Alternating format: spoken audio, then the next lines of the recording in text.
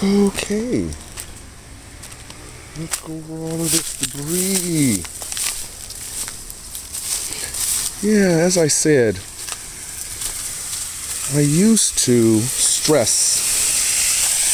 Shout out to Robert. I used to stress a great deal over the removal of the branches because it required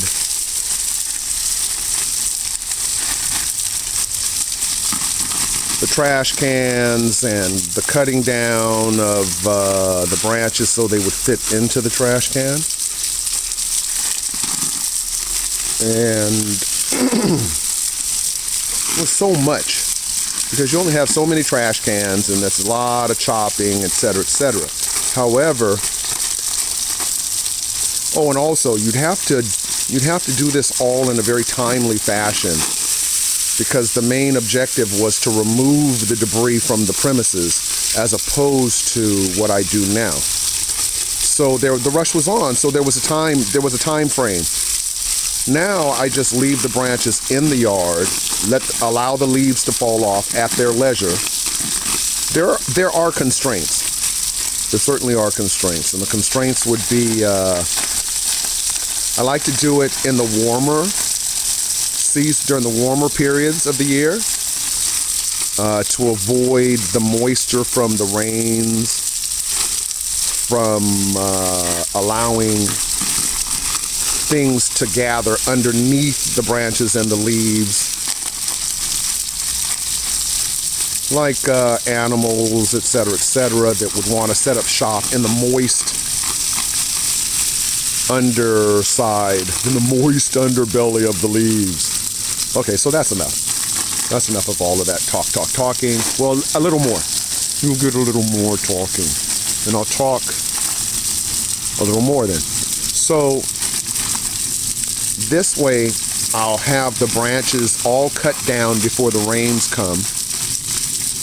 And I will also have the leaves, just the leaves in the yard, and that way when the moisture happens, I can just come out with my feet, with shoes, and disturb the leaves as I walk around.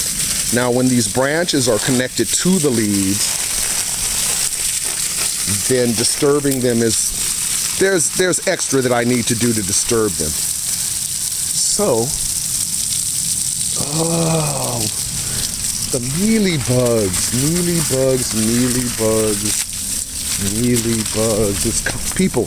It's constant. Mealybugs are constant. What are you going to do? Mealybugs are straight out constant. Not really much. They have to live, so they persist. Oh, not mad at them. I am not mad even remotely at them. However,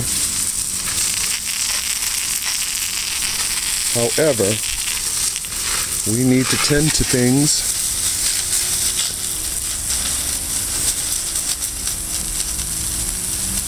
to prevent them from escalating beyond my ability to affect. Hello, lemon tree. You like that? You like a little mealybug spray? Anti-mealybug spray? Not anti, this is for the mealybugs. I hope they find the water nourishing.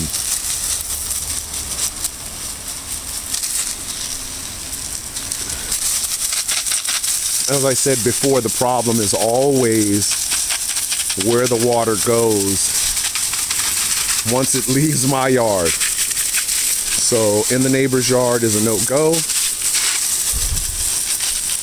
That's easy to, yeah, that right there. Did I get that part right there?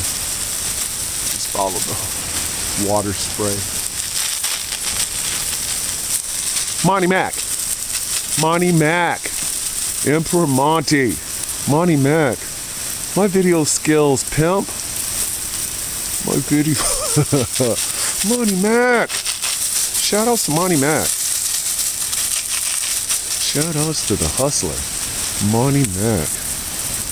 All right.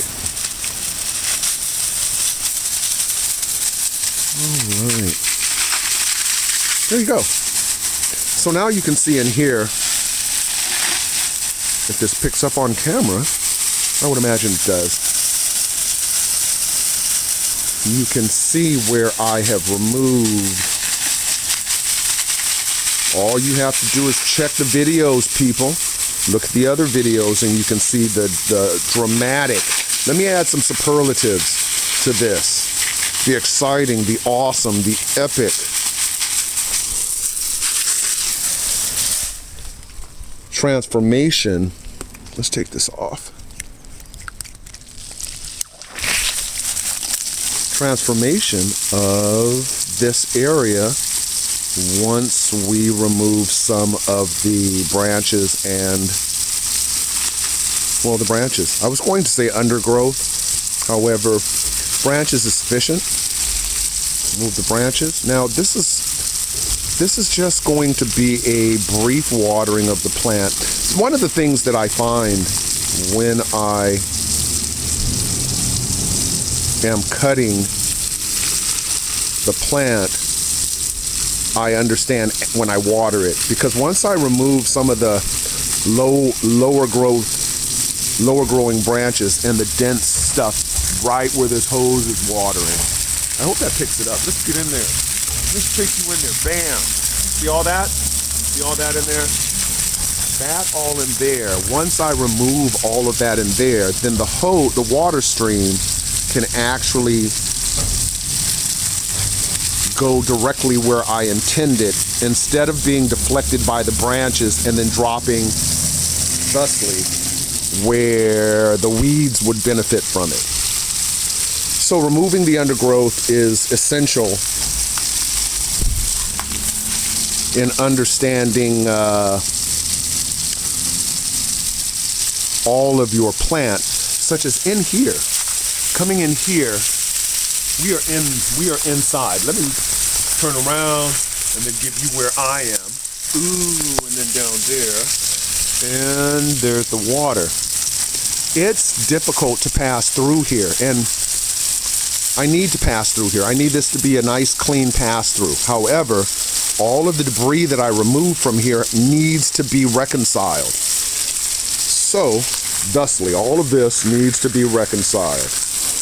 And to remove it all at once, two things would happen. One, the animals that I displaced, the spiders and bugs that had made their homes in those branches, now need to find somewhere else to be, like a mass exodus of them. So, displacing them, let me put this nozzle in my pocket.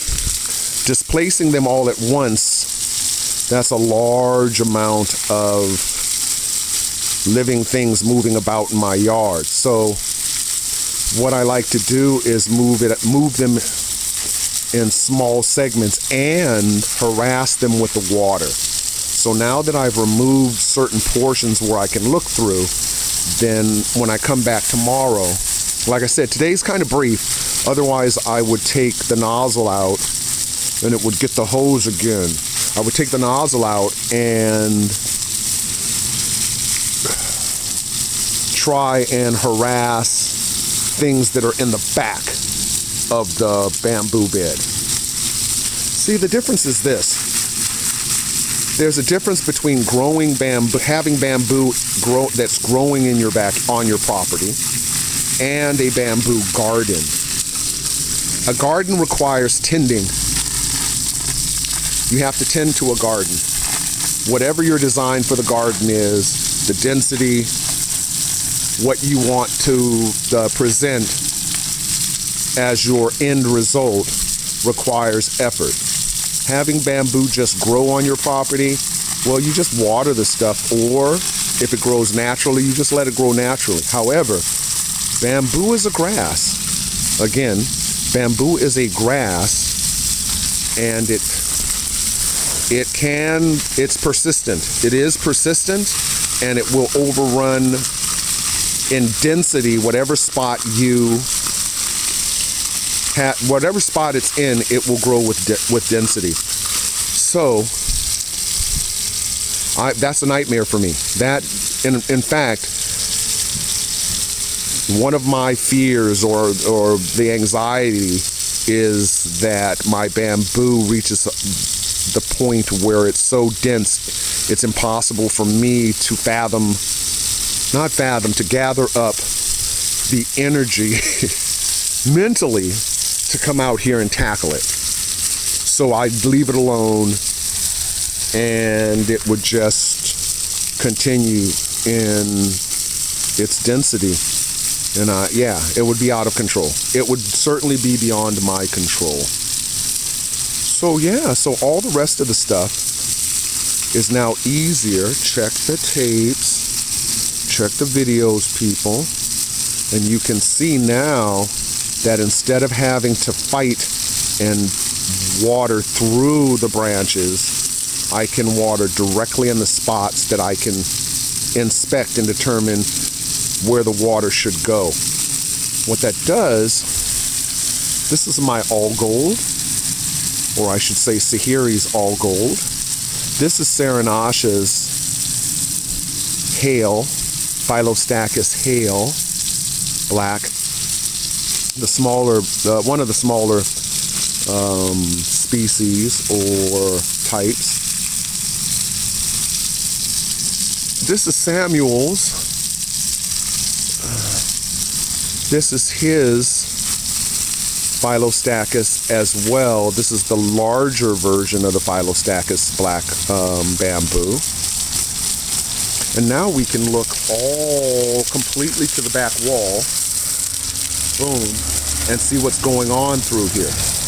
As a homeowner, my concern is more or less what could be behind the bamboo at night, such as unwanted guests, things setting up shop in the backside of the bamboo because it has grown so dense that it basically makes a screen for them, which could be a problem. I moved in here back in at the end of 1999. When I bought the place at the back of '99 and moved in here, and someone, while the house was vacant, had set up shop in the corner over there. There was a hedge.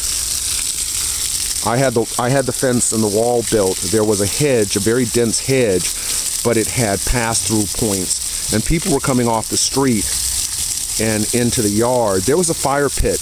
There was a makeshift small fire pit